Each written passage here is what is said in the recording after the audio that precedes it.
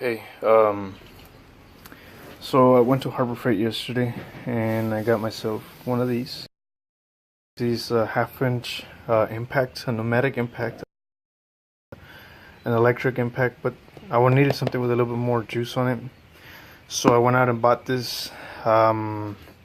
Usually they have it on sale for like 75 bucks plus tax. Just depends on where you're at, tax percent rate might change.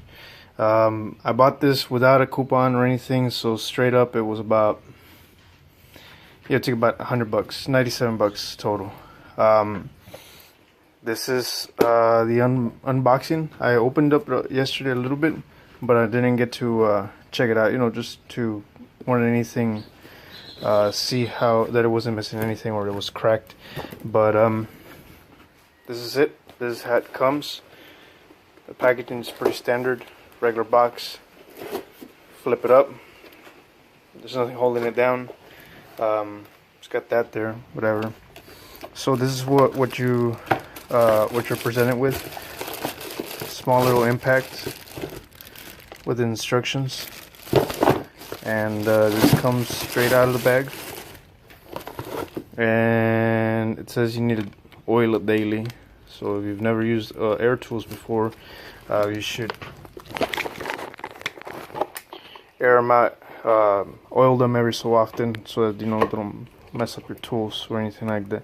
This has a plug down here. This does not come with the plug that it needs, so we're gonna need one. What is it gonna be? A male. We're gonna need a male coupling for the air hose adapter. So I had already gone to Walmart before and gotten some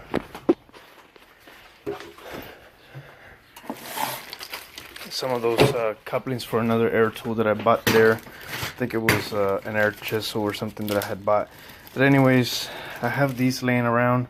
This is an assortment pack. I really forgot how much I paid for it. This is a 1/4 inch, and it fits on there perfectly. Okay, so what we're gonna do, we're gonna grab this tip. It's a little practice that I do. And grab some Teflon tape, of course, make it nice and neat. Wrap it 2 or 3 times around here, and then insert it, and then use a couple of wrenches to tighten it down. Doesn't need to go in with brute force, but that's what we're gonna be doing. Alright, for this job, I'm gonna be using a 19mm. I'm using a 14mm wrench to go ahead and tighten it down. You have a different brand, of course, other than this one. It's going to be a little bit different, so just check it out what you have and take it from there.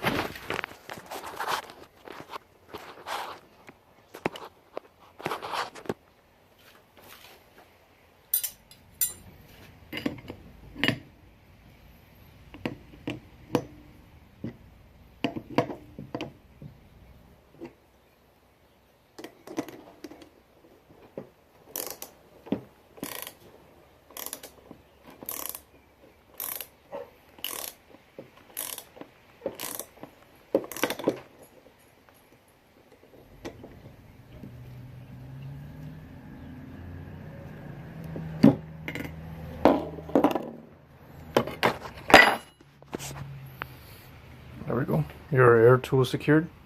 It's ready to be used. Overall, the quality of this thing, I mean, this is a Harbor Freight item. It does feel a little bit heavy at the top. This is gonna be honestly gonna be my first pneumatic one. My electric Craftsman is actually pretty okay, but like I was telling you guys, I need to take off some couple of parts.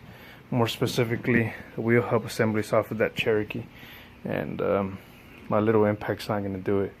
So we're going to go ahead and give this a try and see how it does. This is supposed to have 700 pounds of torque maximum, running at 90 psi maximum psi. So this one also recommends that you have a decent sized compressor, and the packaging actually does a pretty good job of telling you what you should be getting for yourself. Of course, I'm not going to say you should go out there and buy this specific because this is the best brand ever. But this is one of the ones that we're comparing to one of the snap-on tools, and apparently it's a pretty hot item there at Harbor Freight. And you know, for what it is, I think it should be okay. These are the recommendations that it was giving you. You know, if you have a small compressor, you know, it'll probably give it a couple of turns, but it won't be working efficiently.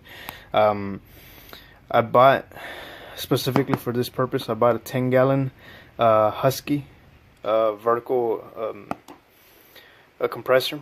So for intermittent use, it should be okay. You know, if you're gonna be using it at a shop or something like that, you know, you can go with the larger compressor, preferably 30 gallons it specifies. So this is the compressor that I'm gonna be using for this purpose, and we'll be finding out how it does.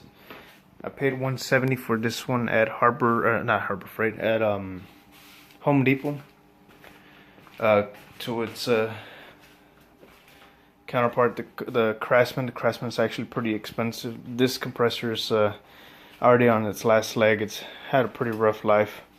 We've actually had a bunch of these, you know, and they're pretty good compressors. But this time we're gonna go with a little bit something smaller. My old man's getting a little tired to carry that 20-gallon around, so I'll let him use this 10-gallon. Hopefully it'll be easier on him. So yeah, we'll find out how this does.